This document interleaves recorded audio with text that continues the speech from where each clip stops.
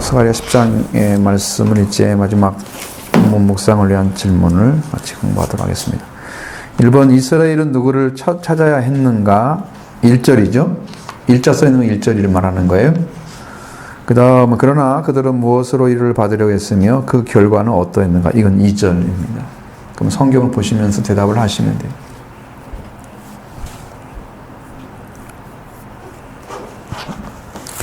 이스라엘은 누구를 찾아야 됐습니까? 여호와 하나님.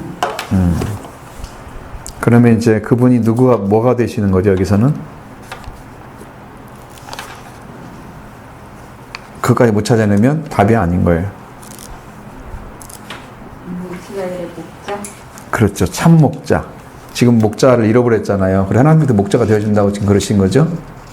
그러니까 그 목자인 것을 분명히 알고 있어야 되죠. 그 목자인 것을.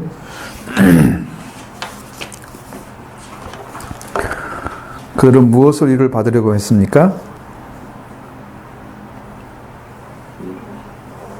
그 결과는 어떻게 나왔을까요?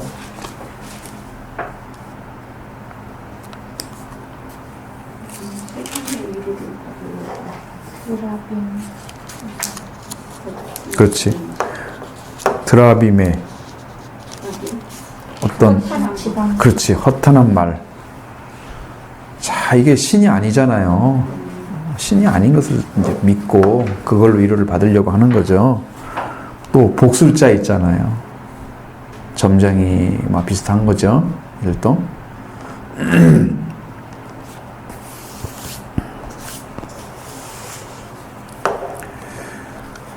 그들이 주는 무엇으로?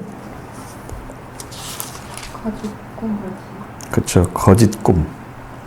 그러니까 사람들이 그 헷갈리는 것은 내게 하나님의 계시가 안 오게 되면 차등적인 거, 조금 나보다 나은 것은 다 받아들이는 그런 속성이 있어요.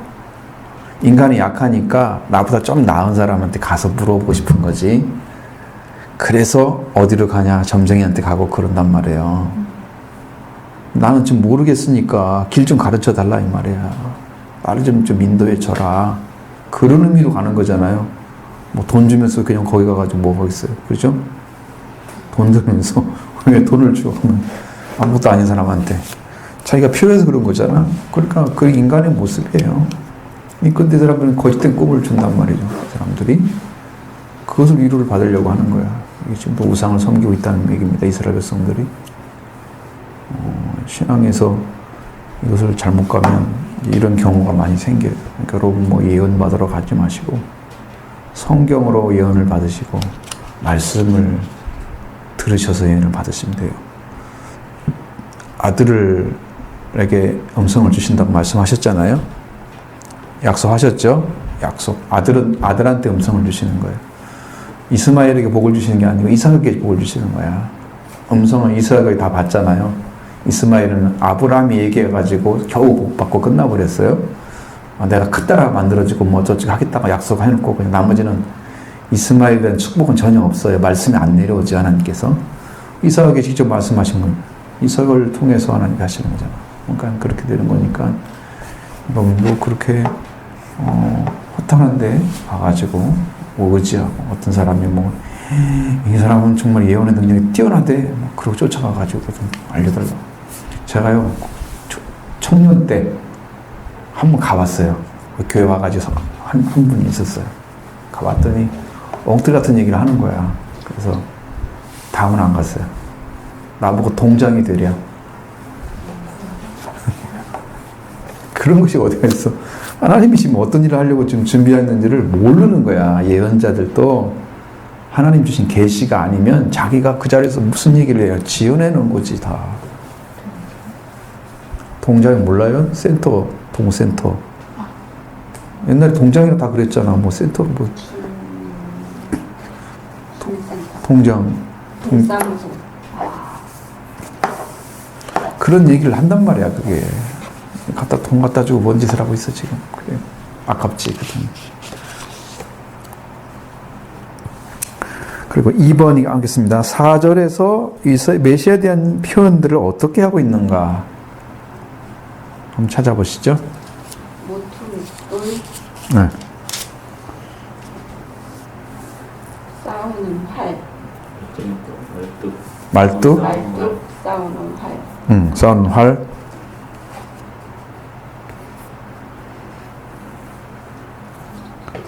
권세 잡은 자. 공시적으로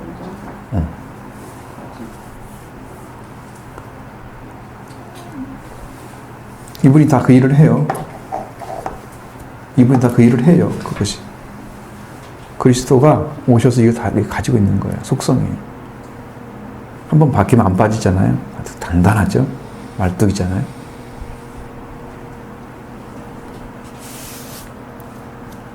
이미 모퉁이들은 되셨고, 여러분 여러 번 말씀드렸죠. 근데 그것도 반복하는 건 싸우는 활, 혹은 여러분 활 중에서 쓸모없는 활이면 상관없잖아요. 전쟁에 승리도 할 것도 없고, 네, 활이야 활인데 싸우는 활이에요. 직접 쏠 수 있는 능력을 가지고 있다는 거예요. 활 쏘면은 어떻게 돼요? 멍중하면 다 상처를 입거나 죽거나 그렇게 되잖아요. 그러니까 상대방을 넉넉히 정리에 승리할 수 있는 그 능력을 가지고 있는 거죠. 그리고 이제 권세를 잡은 자, 원래 예수 그리스도가 하늘의 권세가 다 있거든요. 나중에 예수님이 우리한테 와서 하늘과 땅의 권세를 다 주셨다고 말씀하셨잖아요. 권세 잡으셨죠? 완전히 잡으신 거예요. 인자대문에서 심판의 권세가 다 주셨다고 말씀하셨고, 예수님은 권세 잡은 자였어요. 사람이지만 하나님의 권세를 다 가지고 있는 거예요. 이 메시아의 지금 상이란 말이게. 이런 부분을 보셔야 되고, 3번을 흩어진 이스라엘에 대한 하나님의 약속은 무엇인가? 6절로 12절. 좀 길어서 뭐 그래도 한번 보시면 뭘 구원한다고 했죠? 6절에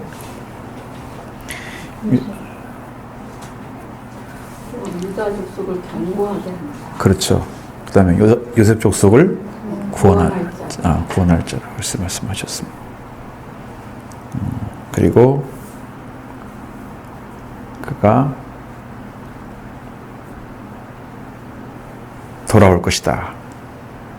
그가 돌아올 것이다 라는 말씀하시고,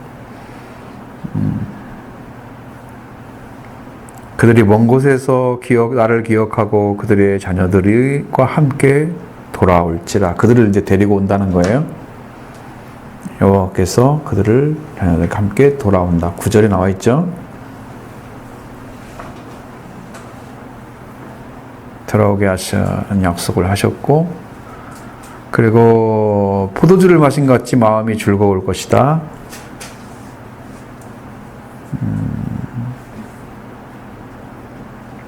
그리고 그들의 자손은 보고 기뻐하며 여호와로 말미암아 마음에 즐거워하리라. 실제 나와 있죠? 실제 나와 있는 말씀이고, 그 다음에 휘파람을 분다고 나와 있죠.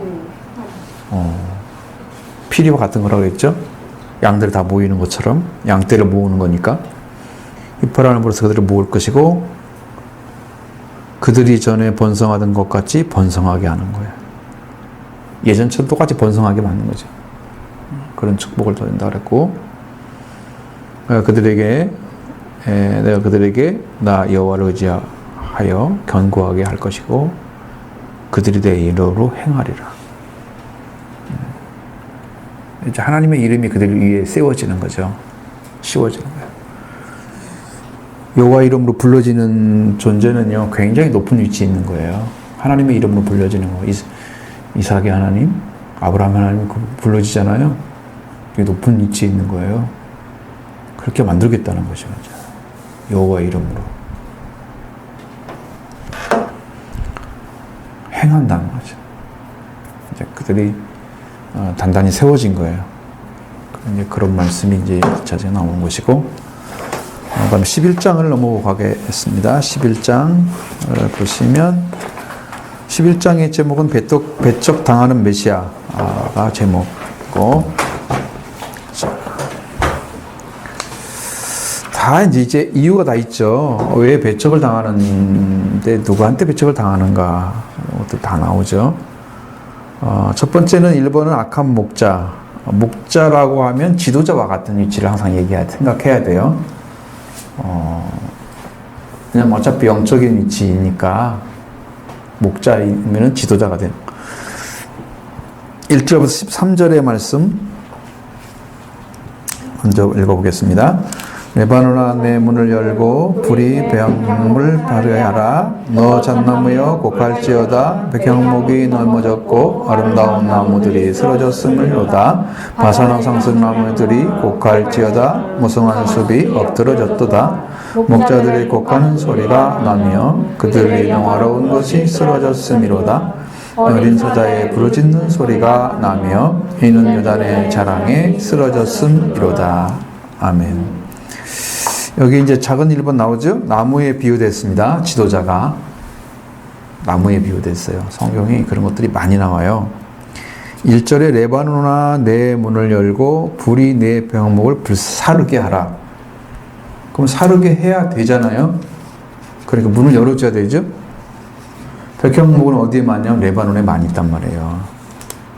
그 레바논이 지금 그 백향목을 사르는다는 것은 지도자를 지금 징벌하는 건데, 여기 보면 제가 여러분 성경 찾아보시면 나오는데 이제 여기서 보면 똑같이 나와요. 에스겔 17장 22절 23절의 말씀에서 나오는 이야기, 거기 이제 백향목이 나와. 거기도요.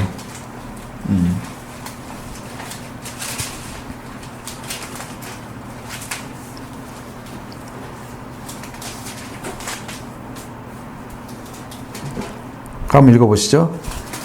주 여호와께서 이같이 말씀하시되 내가 백향목 꼭대기에서 높은 가지를 꺾어다가 심으리라.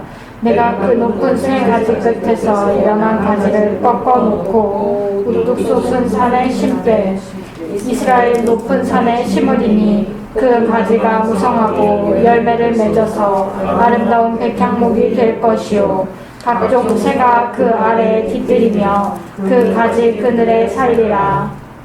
아멘. 왜 이렇게 길어 한 절이 세 절만큼 기네. 그죠? 엄청 길어.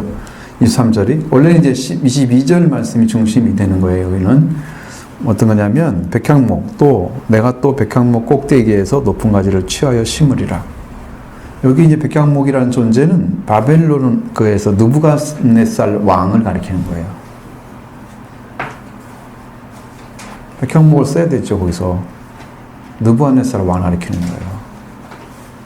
그러니까 그 나무를 지금 상징할 때는 어떤 존재, 비유된 사람이잖아요. 지도자를 가리키는 거예요. 성경에 나온단 말이죠. 이 사람의 이사야 11장 2절의 말씀에도 나온단 말이에요. 거기에. 이것은 다 외웠을지도 몰라. 엄청 많이 들었던. 이새의 줄기에서 한 싹이 나며 그 뿌리에서 한 가지가 나서 결실할 것이요. 자, 여기 이새의 줄기가 한 싹은 누구냐면 다윗을 가리키는 거고, 그 뿌리에서, 다윗의 뿌리에서 한 가지가 나서 결실할 것이고 예수 그리스도를 가리키는 거고. 그러니까 어차피 핏줄은 다윗의 핏줄로 내려오잖아요. 다윗을 얘기하려고 하니까 다윗보다 유명하지 않은 아버지가 나온 거야. 왜? 다윗이 나와야 되니까 누구는 지칭을 해야 될 거 아니야. 근데 아버지를 지칭을 했어. 아브라함을 말하는 게 아니고, 어쨌든 그렇게 해서 성경이 하나님께서 그걸 보실 때 그건 다윗의 뿌리가 이새구나. 그럼 이새 위에 쭉 가면 아브라함이 나오겠죠. 아브라함의 우선이죠. 그렇게 하고 그 뿌리에서 그러니까 다윗의 뿌리에서 한 싹 가지가 났는데 결실할 것이요. 그 결실이 예수 그리스도를 가리키는 거예요. 그러니까 싹, 나무, 가지 이게 다 지도자를 가리키는 단어로 사용하고 있다는 거예요. 그것이 이제 성경에서의 상징적인 의미를 우리가 여기 백향목에서도 찾아낸다는 거 똑같이. 그래서 이 말씀을 계속 하는 거야. 의미가 있어요. 자, 스가랴 11장 1절에는 뭐라고 써요? 레바논의 백향목이라고 나왔죠. 누구겠어요? 여러분이 한번 맞춰봐요.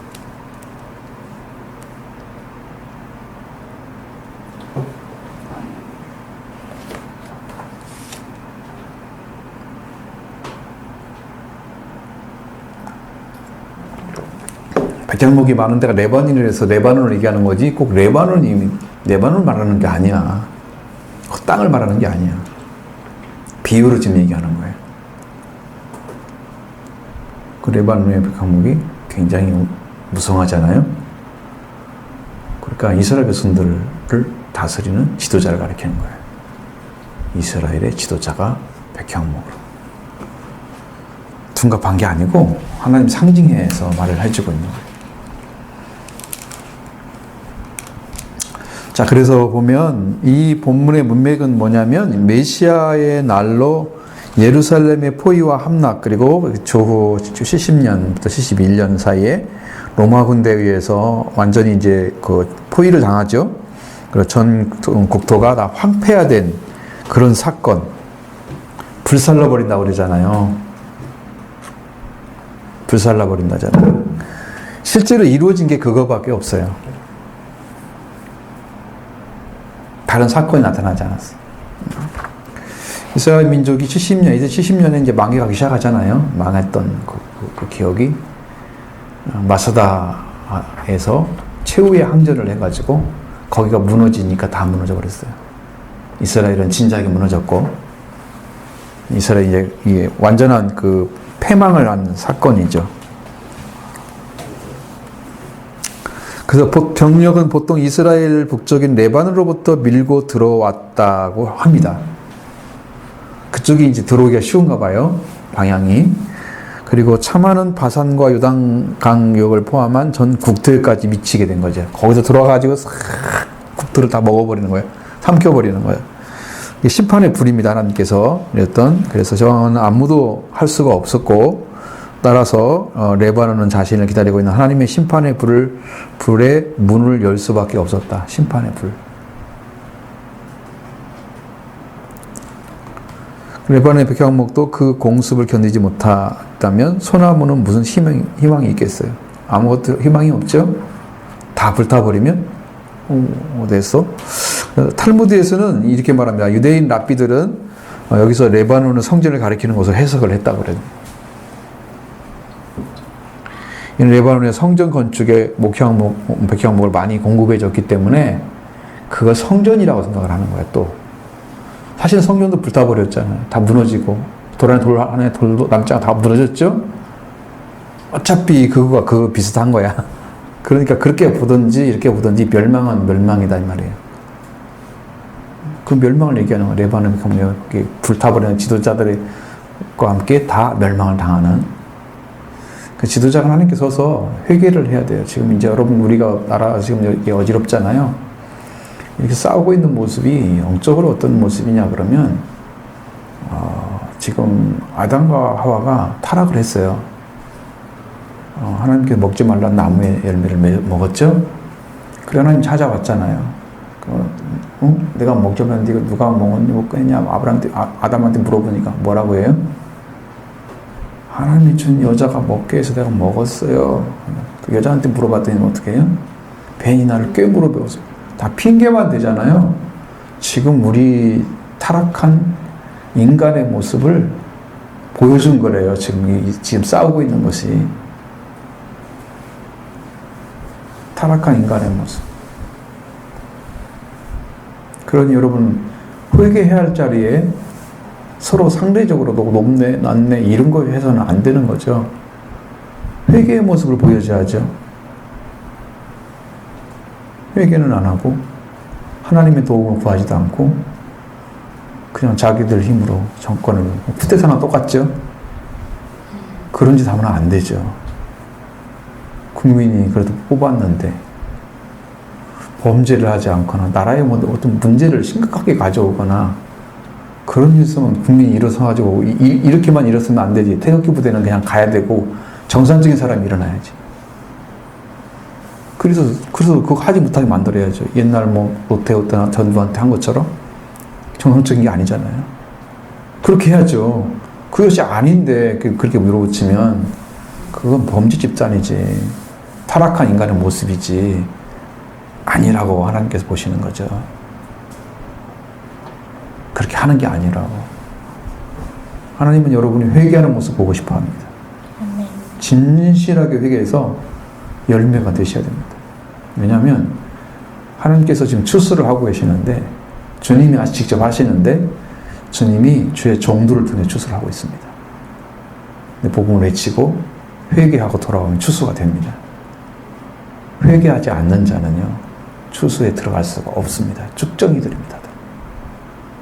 아직 쭉정이 맺는지 열매인지 모르잖아요. 왜? 우리는 아직 주님 오신 게 아니기 때문에 오실 때까지 회개하고 들어가서 제대로 열매를 맺어야만 되는 거죠. 그게 알곡이 되는 거죠. 지금 회개하지 않고 있다면 나는 알곡은 아닌 거죠. 고민할 게 뭐가 있어요? 회개하면 되지. 응? 회개하면 되는데 왜 고민을 해요? 신앙은 고민으로 되는 게 아니에요. 뭐 생각하는 게 되는 거예요. 생각하지 마세요, 여러분. 믿기만 하세요. 요구하는 것만 따라가면 돼요. 거기다 내 생각 집어넣으면요, 안 돼요. 회개하라 그랬는데 뭘 어떻게 해야 되지? 뭘 회개해야 되지? 그러니까 회개를 모르니까 뭘 회개하라는 것을 모르는 거야. 회개를 왜 해야 되는지가 창세기부터 쭉 나오잖아요. 그 원래 원리가 있거든요. 근데 그런 영적인 부분이 지금 캐치가 안 된 상태에서 하려고 하면 안 되는 거죠.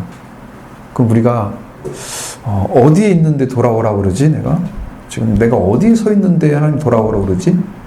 리턴하는 거니까 회개는 내가 어디 서 있는데 이거 오라고 하는지 그걸 알아야 하잖아요. 그럼 여러분이 어디 서 있는가를 알아요, 몰라요? 죄의 자리에. 그러니까 지금 내가 지금 그 자리에 서 있어요? 어디 자리에 서 있어요? 주님께 돌아왔어요? 아니면 뭐 하고 있어요? 서 있으면서 왜 안 돌아가요? 알면서 왜 안 돌아가요? 그건 불신이죠. 하나님께 대한 저항하는 거죠. 마귀한테 저항하라고 했더니 하나님께 저항하고 있어요. 마귀를 대적하라, 그게 저항하라는 뜻입니다. 마귀를 저항하라, 그럼 널 피하리라. 응? 하나님께 대해서 돌아오라는데, 하나님께 돌아오라는데, 저기에 안 돌아온 것은 반대 자리에 서 있는 거예요, 지금도.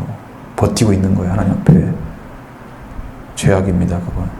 또 다른 죄악입니다. 불순종의 죄악입니다.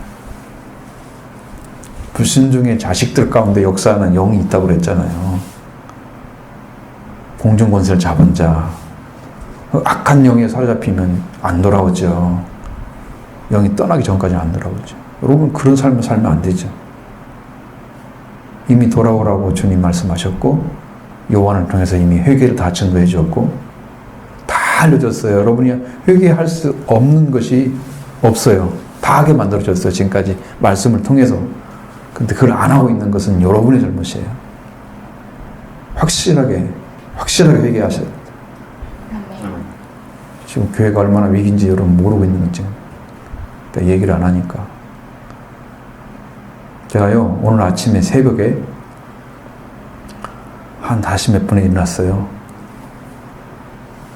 그 전부터 주일날도 하나님이 예배를 못 드리겠어요.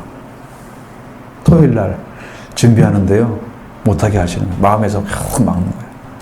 근데 그 전에 그 예배 못 드린 주일에 어느 정도 준비를 해놨기 때문에 그 준비가 됐어요. 그냥 어떻게 해가지고. 그래서 겨우 예배를 드린 거잖아. 하나님이 진노를 하셨어요. 내가 왜 이렇게 마음이 불안한지 처음 알았어요. 그것이 왜 그런지 몰랐거든. 그랬더니 나중에 결론이 뭐냐면 회개하지 않고 말씀을 듣고 회개하지 않고 말씀 듣고 계속 그러는 거예요. 하나님이 그것에 대해서 나는 더 이상 못 참겠다. 내가 떨리는 거야. 내가 막 힘들어. 내가 참을 수도 없네. 나 자신이 막 이게 어떻게 할지를 모르겠어요. 여러분들은 그걸 못 느끼니까 지금 편안하게 그러고 있을지 모르지만 하나님은 진노하고 계시는데 진노를 못 느끼고 있다고 해서 그게 잘한 것은 아니에요. 올바른 게 아니에요. 그래서 결국은 이제 아침에 일어났을 때 그 전부터 계속해서 기도할 때 하나님 용서해달라고 제가 잘못했다고. 제가 이제 교회에 어차피 인도해야 될 자로 세우셨으니까 책임을 지어야 할 거 아니에요. 그래서 계속해서 내가 회개했습니다. 하나님 잘못했다. 내 하나님께서 용서달라고. 지금 뭐 며칠 동안 했겠어요. 월요일부터 수요일까지 했겠죠. 그럼 목요일도 와서 했어요. 내가 2시간 넘게. 그렇게 하고 이제 오늘 아침에 일어났어요. 근데 내가 도대체 마음이 무거워서 있을 수가 없는 거예요. 밖에 나가기는 좀 힘들잖아요. 그래서 침대에서 딱 일어나가지고 앉았죠. 누워서 하는 게 아니고 하나님 용서해달라고. 꼭 내가 마치 느부갓네살과 같이 느껴졌어요. 영적으로 버림받은 양처럼 느껴졌어요. 하나님 내 저를 용서해달라고. 그렇게 하니까 그 무거웠던 마음이 어느 순간에 싹 사라진 거예요. 정상으로 딱 돌아갔어요. 여러분 그래서 지금 평화를 누리는 거예요. 교회를요 폐하시려고 그랬어요. 이게 거짓말 아니에요. 여러분 정신 못 차리고 회개하지 않고 말씀 들으면 하나님이 언제 진노할지 몰라요. 회개는 여러분의 숙명입니다. 안고 지나가면 안 되는 거예요.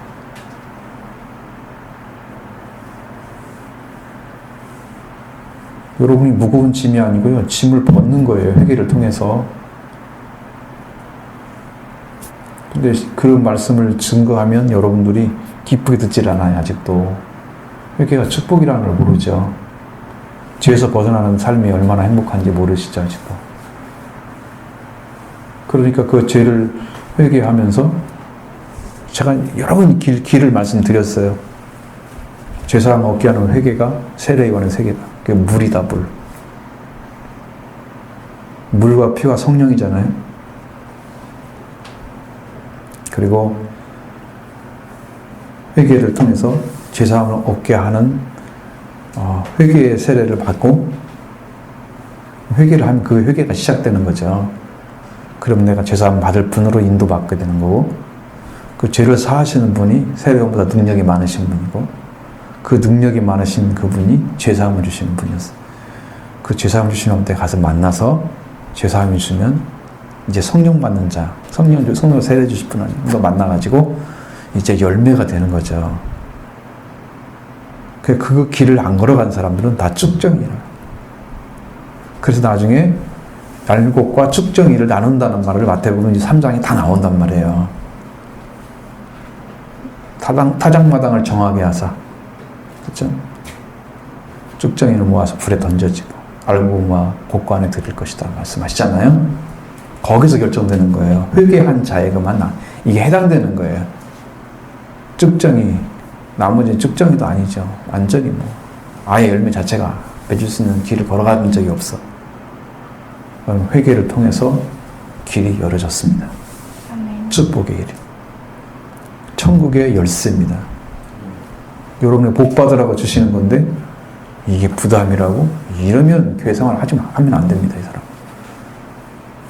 그런 말 입에 나오면 당신 그만둬. 오늘부터. 진리를 안 받아들이는데 하나님 당신을 가만두시겠어요. 만약에 이것이 안 되잖아요. 주님이 오셔서 여러분 말씀하고 싸울 거예요. 예전에 여러분이 한번 제가 경고를 드린 적이 있었습니다. 집사님 오시기 전에 그게 있었어요. 그리고 집사님 오셔서는 회개복음만 전했어요. 계속해서. 그게 경고가 있었어요. 그날. 그게 한 3년이 넘은 거예요. 훨씬 지금. 4년 정도 되셨죠? 지금 4년 넘으셨죠? 5년째 돼가죠? 그거 봐요. 그렇게 많이 오래됐단 말이에요. 근데 지금도 그게 아무것도 안 하고 있는 거야. 하나님이 지겨워하는 거지. 더 이상 그렇게 하지 마시고 회개하십시오. 그러면 신용이라도 하세요. 진짜 진심으로. 완전하게 안 되더라도 하나님 나가 잘못했습니다. 나라의 죄도 지어야 되고 나는 어저께 기도할 때는 내 민족과 인류를 위해서 내 죄짐을 지겠다고 그렇게 기도를 드렸어요. 하나님은 그거 너무 기뻐하셨어요. 영으로 아니까 너무 기뻐하셨어요. 네, 그게 십자가의 길이거든요. 다른 사람의 죄를 대신 지는 거. 여러분이 회개를 통해서 세워지고 죄사함 받은 다음에 말씀이 들어져야 이제 귀가 열리는 거예요. 그게 아들이 됐기 때문에 그때 말씀이 들리기 시작해.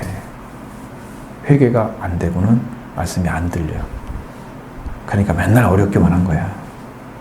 회개하지 않고 들으니까. 이해가 안 되거나 소화를 시키는 능력이 부족하거나.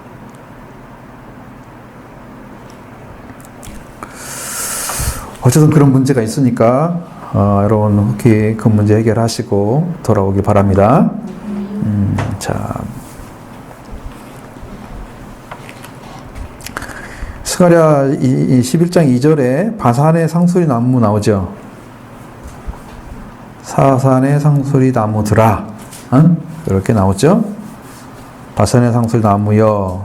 이것도 뭘 얘기할까요? 상수리 나무도 이스라엘의 지도자. 동일한 것입니다. 멸망을 이루기 위해서 준비를 하는 걸 보는 거예요. 1절이. 네, 백향목을 향해서 어떻게 한다고요? 레바논 문을 열고 불이 내 백향목을 사르게 하라. 그럼 백향목이 들어오는 입구라고 그랬잖아요. 근데 거기에 뭐가 많다고? 백향목, 상수리나무 이게 많아. 나무들이. 그러니까 거기에 들어와서 거기를 통해서 전 국토가 다 그 길로 들어와가지고 점령을 당하는 거예요. 그러니까 거기가 문을 열으라 그러는 거예요. 지금 하나님께서. 왜? 그거 불태워버리겠다는 거야. 심판해버리겠다는 거야. 그러니까 지금 멸망의 문을 열으라고 지금 얘기하는 거예요. 무섭죠? 레바논아 내 문을 열어라. 그렇지만 너희의 왕이 돌아오게 하려고 문을 열지 말라. 왕이 들어오는 게 아니에요. 여기는 그가 바로 자기 백성에게 왔으나 그들이 그를 받아들이지 않았다. 오히려 너희는 멸망이 들어오도록 문을 열어두어야 한다. 문을 열어두라는 거예요. 백형 태우도록 레바논의 문을 열어두라는 거예요. 우리는 어떻게 해야 돼요? 저기 오면은 싸우려고 좀 못 들어오게 해야 하잖아요. 자기 나라 불태우기 나서야 되겠어요? 못하죠. 근데 하나님은 열어두래요. 사람이 막아서 안 된다는 얘기잖아요. 이것은요. 하나님이 태워버리면 태워지는 거고, 하나님 살려주면 사는 거예요. 숲과 문들과 그리고 통하는 모든 길을 열어놓아라. 이런 말이에요. 그걸로 들어가는 길을 열어놓아라는 뜻이고, 그리고 그 영광을 불이 삼키도록 하라. 지금 그 명령이에요. 이 말씀이. 자, 그러니까 여기가 얼마나 무서운 이야기냐. 자, 이 작은 2번 넘어가시면 부정적인 이미지의 지도 나오죠? 거기에 2절. 너 잣나무여 고갈지어다 백향목이 넘어졌고 아름다운 나무들이 쓰러졌음이로다. 바산의 상수리 나무들아 곡할지어다 무성한 숲이 엎드렸도다. 3절에 목자들이 곡하는 소리가 나며 그들이 영화로운 것이 쓰러졌음이로다. 어린 사자의 부르짖는 소리가 나며 이는 땅의 자랑이 쓰러졌음이로다. 자, 지도자가 지금 뭐를 해야 될 시간이냐 그러면 지도자들은 슬피 울며 곡을 해야 되는 그런 자리에 지금 있는 거예요. 지금 우리 민족 지금 힘들잖아요. 여러 가지로 이제 문제들이 많이 지금 제기되고 있잖아요. 우리 대통령이 천주교 지도자를 불렀잖아요. 그 다음 날은 이제 개신교 지도자를 불렀어요. 우리 현재 김태영 총회장이 그 교회 총연합회, 한국교회연합회 총회장이에요. 우리 교단의 회장이면서 거기 회장이야. 말을 했대요. 지금 교회 30%만 좀 스스로 자립할 수 있고 나머지는 전부 우리 교단뿐만 아니라 교회 연합회니까 연합회 들어온 사람들 다 얘기할 거 아니에요? 우리 교단도 비슷해요. 그렇게 형편은 70%는 지금 교회 예배 안 드리면 다 문 닫습니다. 너무 힘들다고 다 얘기해 대통령한테. 그분이 이제 아주 심하게 얘기했다고 그러더라고요. 사랑길 교회에 확 집어가지고 방해까지 하고 있다. 이 사람들이 와서 사과를 할지 않죠. 그 대통령을 또 고발했어요. 그게 정신지향순이 아니죠. TV를 봐, TV를. 모르면 안 돼. 응? 아니면 그런 교계 뉴스 같은 거 봐. 그래야지 알고 지나가지. 그런 얘기도 하고, 교회를 사업장으로 대지 말라고. 직접 대통령한테 얘기하고. 대통령은 이제 이것은 종교를 탄압한 게 아니고, 코로나 자체를 없애기 위해서 하는 거니까, 협조를 요청하고, 그렇겠죠. 다 그런 내용인데, 어쨌든 그런 얘기를 했다고 하는 말이 떠 있어요. 다 떠 있고. TV도 좀 나왔죠. 대부분은. 예, 대부분 나왔죠. 지금 그러니까 우리는 지금 대통령 대립하고 그럴 때가 아니고 예수님은 빌라도와 대립한 적이 없죠. 로마 황제와 대립한 적도 없죠. 이건 하나님이 처리하실 걸 알기 때문에 그런 것이죠. 그 머리에 숯불을 쌓아 놓으라. 하나님께서 그것은 심판하실 거니까. 우리가 직접 하지 않아요. 예수님도 능력이 있으시지만 이스라엘 백성이나 아니면 로마 군병들이나 이스라엘 군병들과 직접 싸우지 않아요. 하나님이 처리하시도록 하세요. 그러니까 지금 이런 상황도 하나님께 처리하도록 기도를 해야 돼요. 회개하고. 절대로 저렇게 싸워서 아무것도 얻을 게 없어. 사실은 아무것도 안 돼. 아무것도 안 된다. 여기는 자신의 아름다움을 자랑했지만 상수리나무도 아름다워요. 백향목도 아름답고요. 이 지도자의 위치잖아요. 그런 모습을 가르쳐주기 위해서 그냥 지도자의 구실을 다하지 못하고 교만하고 있었다는 거예요. 여러분, 사람이 좀 잘나면 자기 잘난 맛 살잖아요. 내가 이런 위치에 살았고. 만약에 이제 장로들을 될 사람, 많은 이제 성도들 중에서 장로가 되고 싶은 사람이 많아요. 들어보니까. 그 사람들은 자기가 어느 정도 위치에 가서 다른 사람한테 나는 장로야. 이거 보여주고 싶은 사람들이 많대요. 어디 가면은 아무 말도 못 하잖아, 사실은. 어느 교회 아니면 성도들이 많은 그런 모임에 갔을 때, 누구 장로님 오셨습니다. 이러면 좀 세워지는데, 그냥 집사합니다. 그러면 이게 조금 이래야 되잖아. 그러니까 사람들이 그걸 좋아하는 거야. 세워지는 걸 좋아해. 그리고 이제 어느 정도 사회적 위치가 있고, 교회에서도 좀 인정받고, 그것을 원하잖아요, 보통. 보편적이죠. 누구 권사예요? 아이고, 그러시냐, 수고 많으신다고. 달라지죠, 벌써 이미 말하는 태도가. 이제 그런 것들을 원하는 거죠. 지도자가 되어지고 싶어서 많은 사람들이 조금 뭐가 생기면 자기 위치 안 알아주면 화내고 막 이런 게 많아요. 기분 나빠하고. 그건 정말로 인간적인 신앙이에요. 하나님이 절대 봐주지 않으시죠. 그래서 지도자가 아름다워요. 상수리 나무나 백향목은 아름다운 나무야. 크고 아주 이뻐요. 멋있고. 그런데 그런 나무들이 자기 잘난 맛에 한마디로 자랑을 하죠. 자랑을 하지만 지도자의 구실은 제대로 못하고 있는 거예요. 그런 모습을 보여주고 있어요. 몰락한 자들이고, 자기들을 몰락할 될 것을 아는 자들은 비탄과 치욕으로 인해서 슬픔에서 울부짖게 되는데, 그러나 고관들이 더욱 당황해서 놀라게 됐다. 왜냐하면 승리의 잔칫날을 떠들썩하게 즐기던 사람들이 공포의 날이 되면 떨며 울부짖게 된다. 이게 반대가 되는 거죠.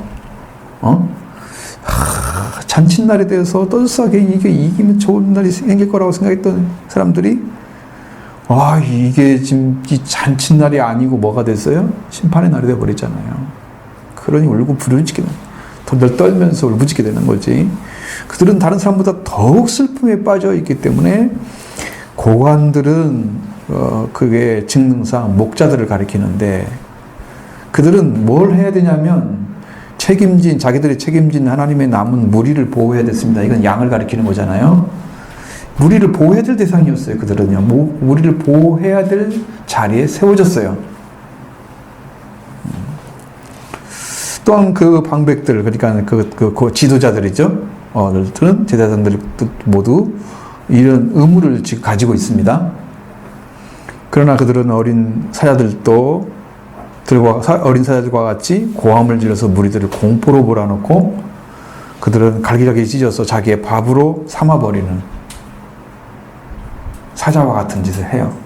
사자가 먹이 찾아가지고 가가지고 잡아먹는 것처럼 그냥 백성들의 약한 백성들의 살을 뜯어먹고, 그러니까 여러분 피 빨아먹는다는 거 아시죠? 성경에도 약간 그런 것들이 나와요. 비유적으로 이렇게 나와요. 살을 뜯어먹고 막 이런 거 나와요. 이런 식으로.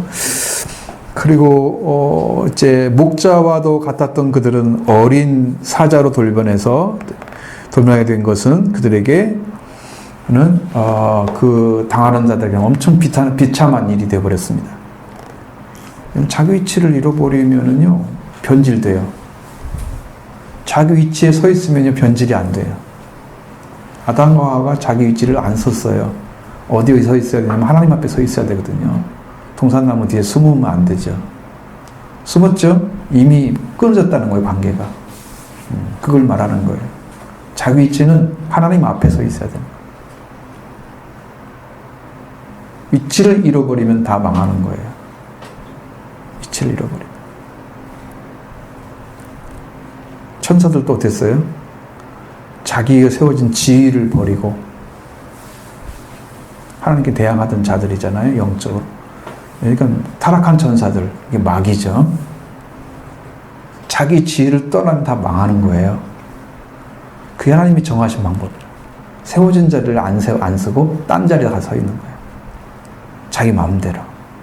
지금 신앙도 여러분 있잖아요. 삶으로 안 되는데 알고 있는 것들 있죠. 생활은 안 되는데 알고 있는 것들 있죠. 그런 신앙 가지고 있는 사람들이 미지근한 자예요. 알아요. 알아요. 근데 안 살아요. 열정도 없어요. 뜨거운 열정도 없고 경건한 마음도 없어요. 막 하나님께 자기 막 갇혀서 나 살아야지. 신실하게 살아야지. 이런 차가운 것도 없고 열정적으로 하나님 사랑이 회복돼서 그 사랑을 실천하기 위해서 뜨겁게 하나님을 향해 이웃을 향해 사랑하는 그런 삶이 없어. 그게 미지근한 자이거든요. 그런 신앙이 돼요. 뭘 찾으면 되겠어요? 여러분이 머리로 이해하는 게 신앙이 아니다. 마음으로 들어와서 영이 역사해야 돼요. 성령이. 그게 신앙인 거예요. 마음을 받아들이는 훈련을 들으셔야 돼요. 머리로 막 판단하고 생각하는 거 이거 가지고는요 어느 순간까지는 되는데요. 그 이상은 못 올라가요. 그게 결국은 이제 이것까지 제가 이제 영적으로 느꼈을 때는 그게 돌밭이에요. 돌밭이. 돌밭은 흙이 있잖아요. 조금 밑에 돌이 있는 거잖아요. 그 밑에 것은 해결 안 되고 위에 것만 살짝 되는 거야. 응? 진짜는 그 돌이 없어야 뿌리를 내려서 성장할 수가 있는데 햇빛을 받으면 더 열심히 성장하죠. 비가 오고. 근데 그 돌은 좀 빼내지 않고 그냥 위에 살짝 이해되는 것만 다 가지고 있는 거야. 그럼 신앙생활을 깊게 하려고 하면 항상 걸려. 깊게 들어가지를 못해. 말씀으로 못 들어가는 거야. 뿌리가 박혀야 말씀으로 들어가지. 씨가 떨어졌으면, 그죠? 근데 말씀으로 들어가는 길을 못 찾아. 여기서 멈춰버리는 거죠. 다 죽어버리잖아요, 말씀이. 그래서 열매가 안 맺어져요, 그 사람. 그럼 머리로 하는 신앙은 바로 거기에요. 회개를 완전히 하면 어떤 것이 오냐면 여러분의 심령 가운데 어떤 말씀을 떨어져도 다 순종을 해요. 그게 좋은 땅이에요. 그럼 약간 고난도 있고 그러는데 나중에 보면 엄청나게 성장이 있어요. 그 사람들은. 근데 편하게 머리로만 생각하고 알고 가다가 돌이 많이 오니까 열매 안 맺고 또 받으면 또 살짝 받아가지고 말씀 이렇게 이해하면 되지. 그러고 또 나중에 또 아무 열매 안 맺고 그래서 계속 힘든 생활만 하고 가는 거야. 돌밭이야, 돌밭. 회개하지 않기 때문에 생긴 거예요. 안 믿으려고 하는 사람은 아니야. 그래도 믿으려고 온 거야.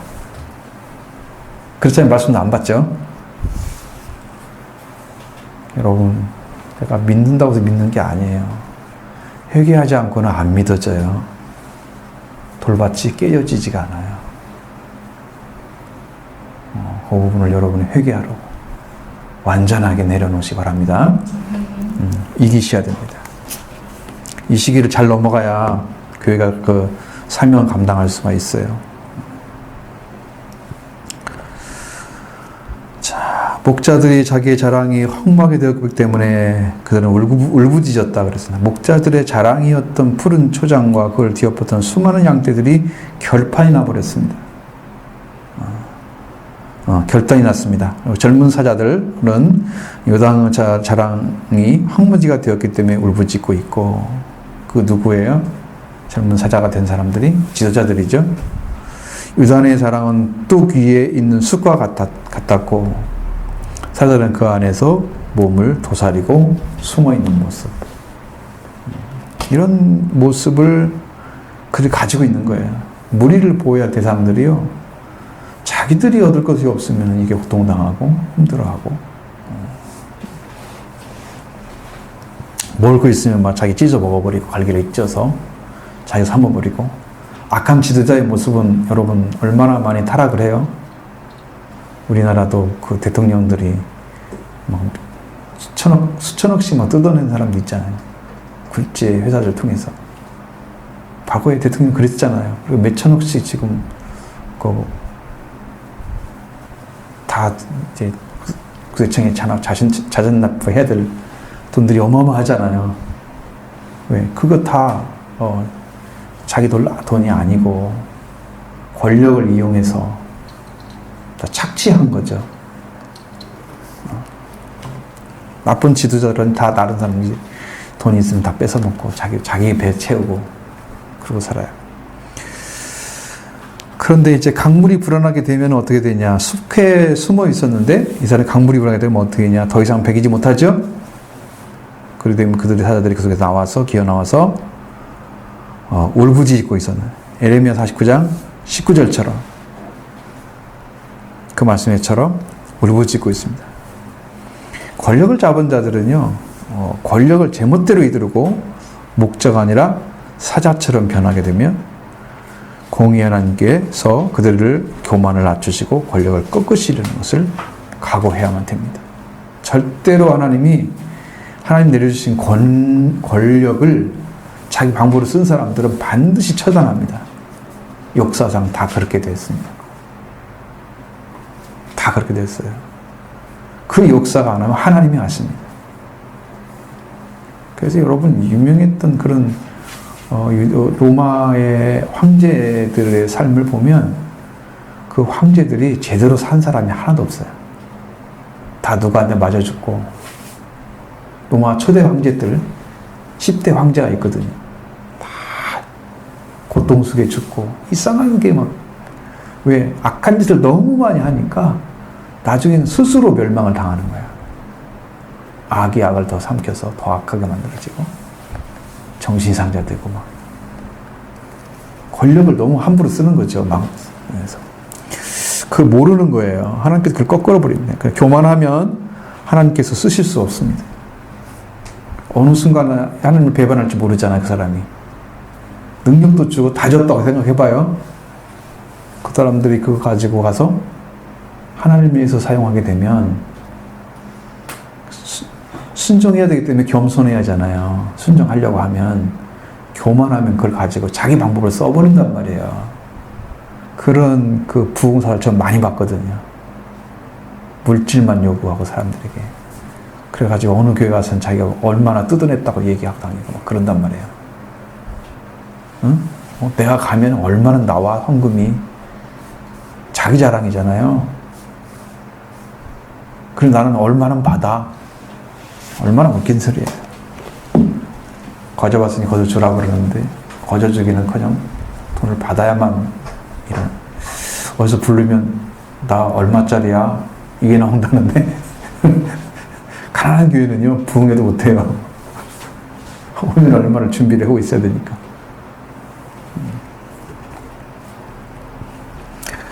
하여튼 그렇게 잘못된 상이다. 그래서 아무리 개인의 은사가 뛰어나고 달란트가 뛰어나도 교만함은 하나님은 쓰시지 않습니다. 이 교만한 사람들이요, 목사가 된 사람도 있어요. 제가 우리 교회에, 우리 교단에서 저한테도 몇 사람이 와서 얘기한 사람이 있어요. 이 사람은 목사 되면 안수받으면 안 됩니다. 그러는데 이걸 막을 방법이 없는 거야. 어떻게 못 막냐? 신학교를 다 졸업을 했어요. 그리고 전전사도 2년 동안 했어. 전전사 2년 아니면 그 교육파트 2년을 해야 되거든. 4년을 해야 되거든요. 교육전사는 4년으로 잡아야 돼. 2년은 1년으로 잡아주니까. 그 다 이수했지. 목사고시 합격했지. 그 다음에 합격해서 인턴 2년을 하고 나왔으니까 안수 자격은 다 되는데 사람이 안 된 거야. 그걸 어디서 곤란해? 어떻게 곤란하지 못해? 그래가지고 그 교회에서 목사 안수를 안 준다니까. 유지에 가가지고 나 전도 목사 좀 하게 해주세요. 여기도 안 된다고 하니까 여기 또 찾아가가지고 나도 또 해주세요. 한 4군데 가가지고 안 됐는데 한 목사님이 해준 거야. 아, 그 사람은 아니야. 그 사람은 좀 간신배처럼 생겼어. 그래가지고 목사가 된 거야. 그러니까 얼마나 시끄러운지. 어떤 목사님은 자기 부인이 당신이 신학교 가면 나 이혼한다고. 당신이 목사 되면 절대로 안 된 사람이라고. 근데 그 부인을 어기고요. 부인의 말을 어기고요. 신학교로 갔어요. 목회를 인간적으로만 하는 거야. 보이잖아요. 방법론적인 목회. 말씀으로 승부를 걸지 않아. 이건 흉보는 게 아니고 사실을 얘기하는 거예요. 제가 목사님 왜 흉을 보겠어요? 이상하죠? 내 얼굴에 침 뱉기지, 그건. 그렇게 할 필요가 없죠. 그러니까 이게 지도자가 되려면 그런 부분이 없어야 된다는 거예요. 응? 교만하면 안 된다는 거. 회개해야죠. 교만하면 회개해야 됩니다. 섬겨야 되는 교만한 사람, 섬길 준비 있는 사람들은 하나님 손에 붙잡혀서 살게 됩니다. 근데 잠언서 18장 12절에 보면 사람의 마음의 교만은 뭐에 선봉? 많이 들어봤던 얘기잖아. 사람의 마음의 교만은 뭐의 선봉이고? 그렇지, 멸망의 선봉이야. 멸망이 꼭대기에 있는 거야. 하나님 보시기에 교만하다 그러면 지금 멸망을 하려고 지금 준비하고 있는 거야. 준비되어 살아가고 있는 거야. 응? 겸손은 존귀의 앞잡이니라 그랬습니다. 여러분, 겸손하고 하나님 앞에 서면 언젠가 사람들이 알아져요. 1, 2년만 지나면 사람들 겪어보잖아요. 이 사람은 진짜 주님 안에서 겸손하네. 이걸 느껴요, 사람들이. 그러면 정말로 존귀하게 여겨져요. 근데 말은 번지르게 하고 사람들 하잖아요. 그런 모습 보여주는 사람들이 있으면 그렇게 되면 그 사람 나중에 뒤에 다 욕을 해요. 저는 아닌데. 겸손하지 않으니까. 다 뒷말이 나돌아다녀. 사람은 다 겪어보면 알잖아요. 누구든지 거의 대부분 파악이 되죠. 그러니까 그것은 우리가 스스로 알아야 될 문제인지 겸손한 자리에 서야 됩니다. 하나님도 겸손한 자에게 은혜를 주신다고 그랬죠. 교만한 자는 물리친다고 그랬죠. 아예 쫓아내버린다는 것이 원어로 보면 굉장히 강하게 나와 있어요. 우리나라는 상장 물리친다고 살짝 너 가 이런 정도만 말하는 거지만 아니면 쫓아내는 것처럼 가라고 하는 거야. 원래는 언어에 썼으면 그냥 보기도 싫은 거야. 응? 그 정도에. 자, 마켈로시어로스라는 사슴이 있었습니다. 멸종된 사슴인데 씌어서 먹을 수 없는 아름답고 큰 풀 때문에 멸종됐다 그래요. 아니, 아무 의미도 없는데 뿔이 너무 있어갖고 어딘데 갈 수가 없는 거잖아. 나무 사이에 가면 다 걸리잖아. 얘들이 살 수 있는 방법이 없잖아. 그 나중에는 다 종이 없어져 버렸어. 사슴들이 나무 사이에 많이 뛰어다니잖아요. 과거 같은 경우에서. 돌아다니면서 이리저리 부딪히고 하다가 멸종되고 아무리 뛰어나고 지는지더라도 교만하면 멸망을 당한다. 그런 의미를 이제 여기서 이 사슴을 통해서 이야기를 하는 거죠. 자, 작은 2번입니다. 선한 목자. 여기도 지도자 또 나옵니다. 똑같이 지도자는 똑같이 지도자인데 11장 4절부터 7절의 말씀 한번 보겠습니다. 여호와 나의 하나님이 이르시되 너는 잡혀 죽을 양떼를 먹이라. 사들인 자들은 그들을 잡아도 죄가 없다 하고 반자들은 말하기를 내가 부유하게 되었은즉 여호와께서 찬송하리라 하고 그들의 목자들은 그들을 불쌍히 여기지 아니하는 여호와 말하노라. 내가 다시는 이 땅 주민을 불쌍히 여기지 아니하고 그 사람들을 각각 그 이웃과 임금의 손에 넘기리. 그들은 이 땅을 칠지라도 그들의 손에서 건져내지 아니하시라. 내가 잡혀 죽을 양떼를 먹이니 참으로 바르는 양들이라. 내가 막대기를 취하여 하나는 은총이라 하며 하나는 연합이라 하고 양떼를 먹일세. 여기에 나오는 얘기는 악한 목자와 선한 목자를 가르는 네 가지 이미지를 대조해 놨습니다. 어떻게 다른가 보시면 프란슨이라는 분이 이제 얘기한 것은 이 부분은 이제 뭐냐면 소명설하다 그렇게 얘기합니다. 여호와께서 양떼 선지자에게 양떼를 보는 목자의 역할, 백성의 정치 지도자 역할이죠. 예, 이게 목자의 역할을 맡도록 명령하신다는 거죠. 왜냐하면 현재의 목자들, 지도자들인 백성들을 사고 팔아도 아무런 벌을 받지 않았기 때문에 그런 여호와께서는 그런 이제 이미 그 양떼를 도살된 운명으로 그 결정해 버리시는 거죠. 7절에서 4절에 14절의 말씀에서는 선지자가 가련한 양들을 위해서 백성의 목자가 되었다고 말하고 있습니다. 그는 지팡이를 잡았다. 뭐라 하냐면 하나는 은총이라 쓰고 하나는 연합이라 쓰라. 그렇게 했는데 그는 1개월 동안 새 목자를 제거했다고 했습니다. 새 목자. 어머님은 아마도 그 새 목자들을 거역한 것으로 보이는데 제거했단 말은 그러나 그와 그들의 고용주들이 서로 불만을 갖게 됐습니다. 그래서 선지자는 목자 그릇을 그만두고 급료를 요구하는데 그의 고용주들이 그에게 은 30이라는 굉장한 금액을 주었다. 이제 그렇게 되면은 여러분 사실적으로 이렇게 해서 새 목자를 제거를 했는데 고용주들이 불만을 가지고 있어서 선지자는 목자 그릇을 그만두고 급료를 요구하게 된다. 그러니까 그렇게 잘못된 삶을 사는 사람에게 또 급료를 주고 은 30이라는 양을 주고 막 이런단 말이에요. 자, 그냥 이게 옳은 게 아니잖아요. 여러분 이제 예를 들어서 그게 지금 우리가 가룟 유다가 예수님을 팔아먹는데 그 팔아먹을 것이 아니잖아요. 예수님 파는데 은 30을 주잖아요. 그 약속을 하고 서로 가잖아요. 약속하고 나중에 받죠, 그것을. 근데 받고 나고 보니까 예수님은 그런 분이 아니야. 예수님이 거기서 지금까지 행했던 능력을 행하는 게 아니고 잡혀가가지고 그대로 그냥 그 사람한테 다 멸망, 그냥 죽을 사람처럼 잡혀가가지고 아무 말도 않고 아무 일도 않고 있는 거야. 능력을 발휘하지 않고. 그러니까 저렇게 될 줄을 몰랐다고 생각하면서 이제 스스로 뉘우치고 은삼도 갖다 주잖아요. 예수님 팔아먹는 거예요. 그 사람이 거짓 선지자와 같은 거죠. 그 일을 할 사람이 아닌데 선지자 노릇을 이제 그만두고 그러니까 예수님이 불렀던 부름의 자리를 그만두고 뭐하러 가는 거예요? 은사 30을 벌러 가는 거잖아요. 그는 돈을 더 좋아한다고 써 있잖아요, 성경에도. 그런 모습을 보여주고 있다는 거예요.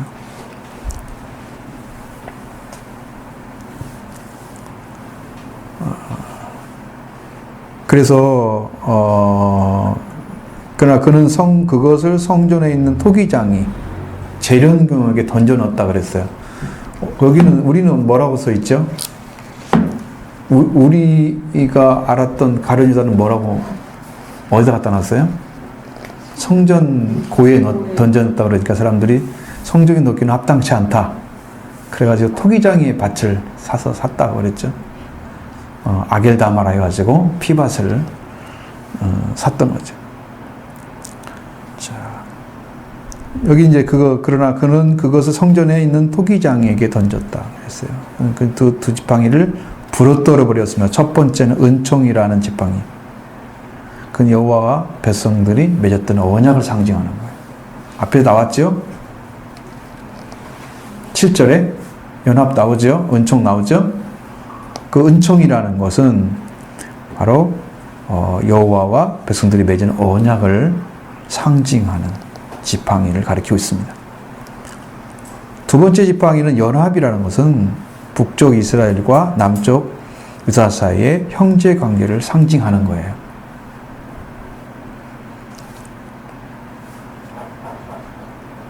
그래서 이것은 소명서라고 했죠. 앞에서 이사야가 벌거벗고 2년 동안 다닌 일도 이사야 20장 2절에 나온 것처럼 에레미야가 그의 목에 멍에를 메고 있었던 것도 에레미야 27장 2절에 있는 말씀 같이, 그리고 에스겔이 그 아내가 죽을 때 울지 말라고 명령을 받은 일도 에스겔서 2장 24장 16절과 같은, 다 이제 그런 얘기를 하는데 선지자들의 상징적인 행동의 형태를 취하고 있는 거죠. 그러니까 하나님이 하시려고 하는 것들은 좀 뭐랄까요, 좀 사람들이 보기에는 좀 안 맞는 것이죠. 벌어보고 2년 동안 다녔다면 여러분 얼마나 힘들었겠어요. 우리가 열대지방에 산다고 해도 밤에는 추울 텐데 힘들지 않겠어요? 2년 동안 산다고 하면 그게 말이 잘 안 되죠. 근데 그런 것들을 통해서 다 보여주는 거야. 너희들은 이렇게 벌거숭이가 될 것이다. 이런 모습도 보여주고, 너희들은 지금 벌거벗고 있다는 것도 보여주고, 영적인 모습들 다 지금 보여주기 위해서 상징적으로 하고 다니는 거잖아. 그런 모습을 말씀하고 있는 것이지. 에레미야도 목에도 멍에를 메고, 지금 너희들은 이렇게 멍에를 메고 다 끌려갈 거야. 빨리 잘못하면 회개해. 바벨론과 빨리 화해해 가서. 뭐야, 우리가 망해? 이런 선지자가 어디 있어? 그리고 돌로 치고 구덩이에다 빠치고 그렇게 하잖아요. 그럼 보여주는 거죠. 멸망당할 거라는 거. 알면 빨리 나와야지. 근데 그걸 가지고 안 나와. 그냥 그대로 들어가. 그리고 결국 망하고 말죠. 보여주는 것들을 깨닫는 눈이 없었던 거예요. 보고도 모르는 거죠. 많은 사람들이 지나가는 것들은, 여러분 머리가 더 안 돌아가는 것이 뭐냐면, 멍청해지는 게 뭐냐면 어떤 걸 보고도 느끼지를 못해. 이건 태생생 같아. 뇌가 좀 더 머리가 안 좋아지는. 보고도 그냥 지나가. 아무것도 아닌 것처럼 생각 안 해봐. 뇌가 할 일이 없잖아요. 뇌 기능이 좀 떨어지겠죠? 그러면 자동적으로 내가 퇴화하죠. 그럼 이제 치매 올 확률이 높아지는 거죠. 그건 제 생각이에요. 어쨌든 뇌를 쓰지 않으면 뇌가 상하는 거, 약해지고 작용을 못하는 것처럼. 에스겔이 그의 아내가 죽을 때 울지 말라고 명령받아. 여러분 뭐 그런 상징적인 행동을 하나님께서 명령을 하신 거죠. 자, 작은 1번 보겠습니다. 불쌍히 여김 5절. 사들인 자들은 그들을 잡아도 죄가 없다고 하고, 판 자들은 말하기를 내가 부여하게 되었은즉 여호와께서 찬송하리라 하고, 그의 목자들은 그들을 불쌍히 여기지 아니하는도다 했습니다. 하나님께서 세우신 지도자들은 백성들을 섬기는 자들이었잖아요. 여러분 힘이 있으면 섬겨야 되죠. 힘이 없는 자들을. 그러니까 남편은 어떻게 해서 아내를 내 뼈 중에서 뼈, 살 중에 살이라 그래서 불쌍히 여기고 사랑하는 거, 연합이 돼가지고 그렇게 살도록 성경은 되어 있단 말이에요. 원리가. 그러니까 힘이 있으니까 남자 여자를 제압하고 뭐 그런 거 아니에요. 지금은 힘으로 하면은 여자들이 가만두지 않죠. 훨씬 강해졌어요.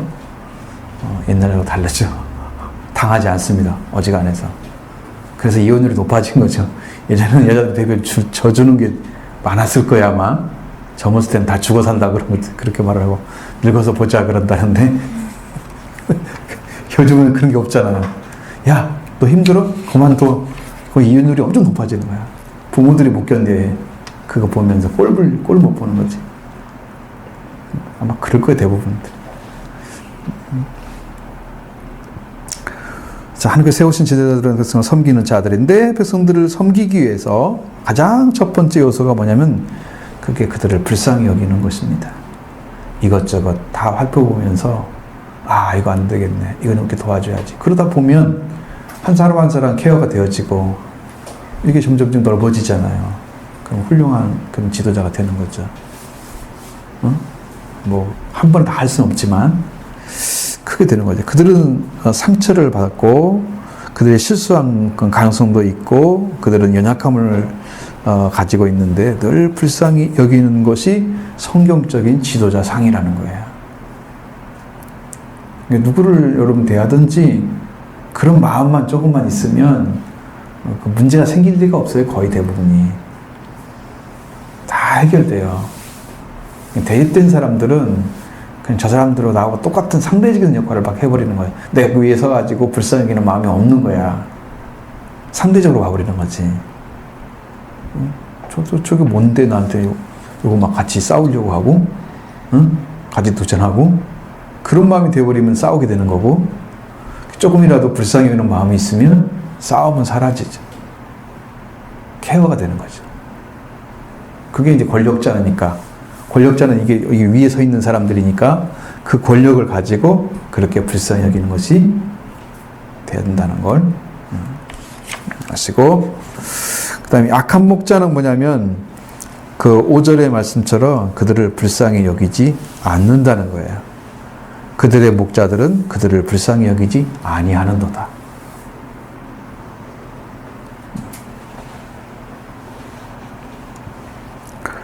자, 선한 목자는 양을 사랑하고 불쌍히 여겨야 할 대상으로 여기는 거예요. 내가 자기어 접혀 죽을 양떼를 먹이니 참으로 가련한 양들이라 그랬잖아요. 가련하라고 그랬잖아요. 이걸 보는 거죠. 죽을 양떼를 보는 거예요. 그래서 불쌍히 여겨야 할 대상으로 양을 바라보는 사람이 선한 목자인 거고,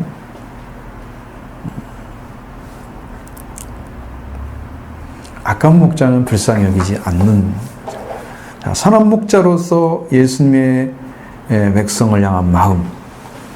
성경에 여러분 예수님이 오병이어 기적을 일으키는 원인 중에 하나가 그들이 목자 없는 양처럼 너무나 불쌍한 존재로 보여졌죠. 마태복음 14장 44절에 그래서 무리를 보시고 불쌍히 여기사 이렇게 나가는 거예요. 그 마음이 없었다면 어떻게 되든지 뭐 그냥 알아서 가라 그러지. 그 많은 사람을 어떻게 먹여? 이런 제자들 입장처럼 제자들이 그랬잖아요. 이 많은 사람을 뭘로 먹여요?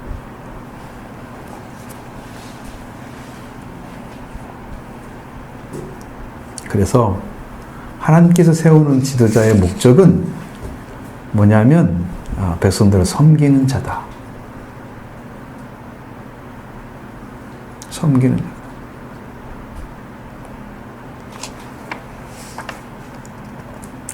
작은 2번까지 하겠습니다. 작은 2번 꼴을 먹임 9절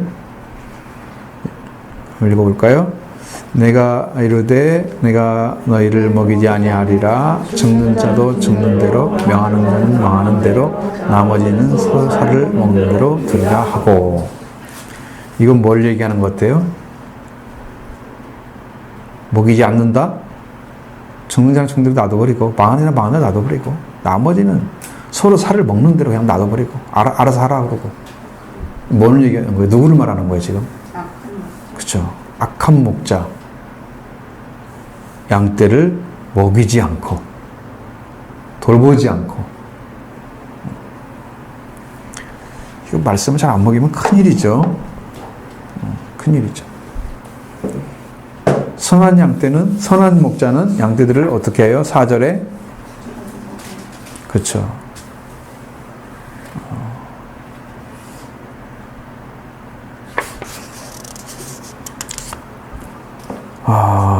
부지런히 먹이는, 양떼를 부지런히 먹이는 사람. 그래서 성경 공부는 어쩔 수 없이 해야 돼요. 열심히 먹어야 되잖아요. 하여튼 뭐 들리든 안 들리든 뭐 해야 돼. 안 하면 죽는 거야. 방법이 없어. 내가 개인적으로 만나가지고 해줄 수가 없어. 그게 다. 뭐 몇 명 되는 건 아니지만, 그거 만나기 힘들잖아요. 목자의 책임은 양떼들에게 진리의 꼴을 먹이는 거다. 이건 이렇고 저건 저렇고 확실하게 내보여서 이렇게 구원의 길로 가십시오. 예수님이 이렇게 구원하셨습니다. 알려주는 거죠. 숨기지 않고 다 보여주는 게 진리니까 예수님께 구원하셨습니다. 여러분 당신도 구원할 거예요. 예수님이 구원자이십니다. 자, 선한 목자는 예수님의 모범이잖아요. 그래서 예수님이 모범을 보여줬던 게 선한 목자 모습은 내가 온 것은 양으로. 자, 그러면 도적이 온 것은 뭐였어요? 양을 어떻게? 10절, 요한복음 10장 10절. 어떻게 하기 위해서? 응? 도둑질하고 죽이고 멸망시키는 게 목적이잖아. 세 가지잖아요. 그런데 이게 생명을 얻게 하고, 자, 일단은 생명을 얻는 거죠. 이제 죽은 자 사는 거예요. 예수님 통해서. 생명 얻었어요. 지금 우리는 생명을 다 잃었잖아요. 하늘의 생명, 영생을 잃어버렸잖아요. 이 생명을 먼저 얻게 한 다음에 그 영생의 꼴이 계속 먹여져서 풍성하게 되는 거야. 하나님아 이렇게 크고 이렇게 아름답고 이 복을 누리, 어떻게 복을 누리고 그 나라에서 축복받는지를 이 땅에서 이제 이루어가고 가는 거지. 고난하는 삶을 통해서 살아가는 사람들은 힘을 얻게 하고서 이렇게 들어가십시오. 그래서 풍성하게 만들어주는 거지. 그러니까 이 말씀을 잘 듣게 되면 여러분 영적으로 회복이 되고 그 다음에 이게 풍성하게 맺어지는 거예요. 먹어지는 거예요. 말씀이.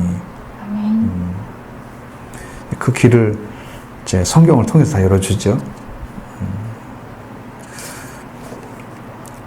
그래서 예수님이 선한 목자로서 예수님의 모범이 되시는 분이다 라는 것을 지금 이야기하고 있는 거죠.